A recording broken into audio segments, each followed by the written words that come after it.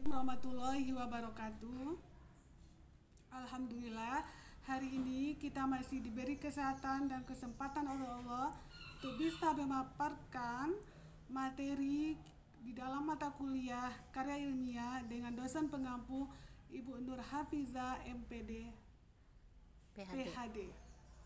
Dalam mata kuliah karya ilmiah dengan topik identitas unik dan indikator kinerja penulis.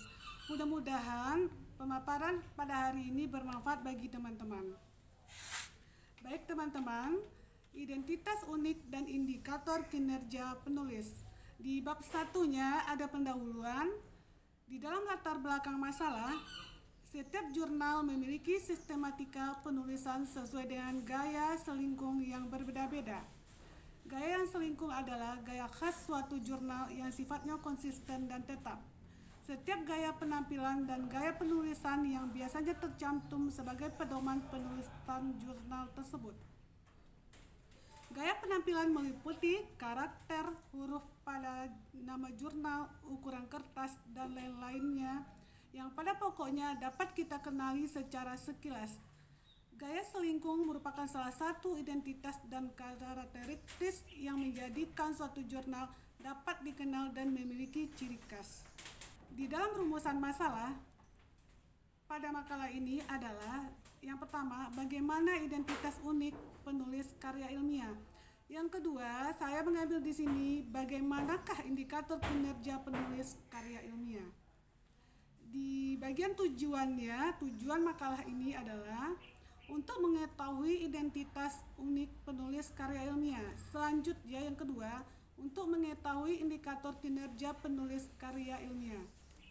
Kita masuk ke bab 2. Di dalam bab 2 ada pembahasan.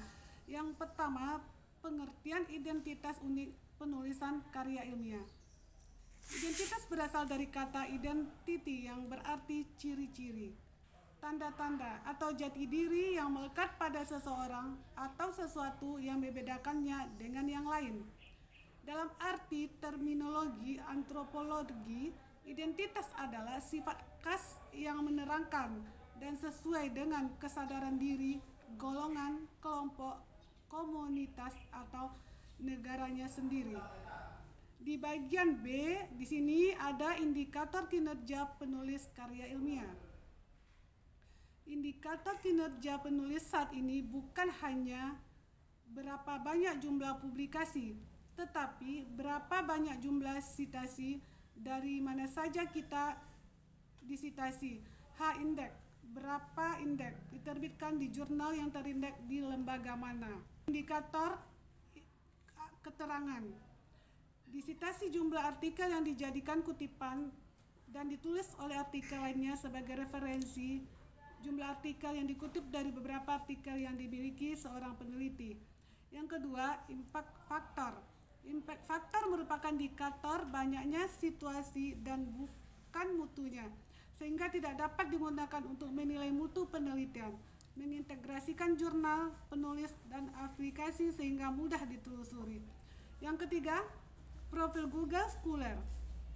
Google Scholar adalah salah satu mesin pengindeksi untuk makalah, buku, dan karya-karya kecendikian lainnya yang berasal dari format publikasi sehingga dapat diintegrasikan dan mudah ditelusuri serta dilihat kinerjanya.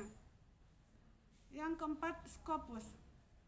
Scopus merupakan laman produk dari Elsevier yang menyediakan database abstrak dan citasi puluhan juta literatur ilmiah di bidang ilmu hayati, ilmu sosial, ilmu fisik, dan ilmu kesehatan. Dengan Scopus kita dapat melihat peringkat perguruan tinggi atau lembaga penelitian, mutu penelitian per review, artikel per fakultas, dan citasi per artikel. Yang kelima, Sinta, merupakan pusat indeks, citasi, dan kepakaran terbesar di Indonesia yang berbasis web, yang menawarkan akses cepat, mudah, dan komprehensif untuk mengukur unjuk kerja peneliti dan institusi berdasarkan publikasi yang dihasilkan, serta kinerja jurnal berdasarkan jumlah artikel dan citasi yang dihasilkan. Sinta menyediakan berhab dan analisis, identifikasi kekuatan riset tiap institusi, memperlihatkan kolaborasi penelitian, menganalisis tren penelitian dan direktori pakar. Di bab ketiga ada penutup. Setiap jurnal memiliki sistematika penulisan sesuai gaya selingkung yang ditetapkan.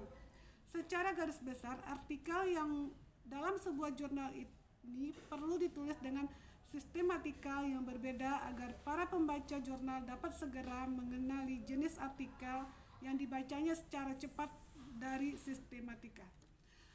Sekian paparan dari makalah saya pada hari ini. Mudah-mudahan bermanfaat untuk kita bersama dan menambah ilmu kita. Demikian, Assalamualaikum warahmatullahi wabarakatuh.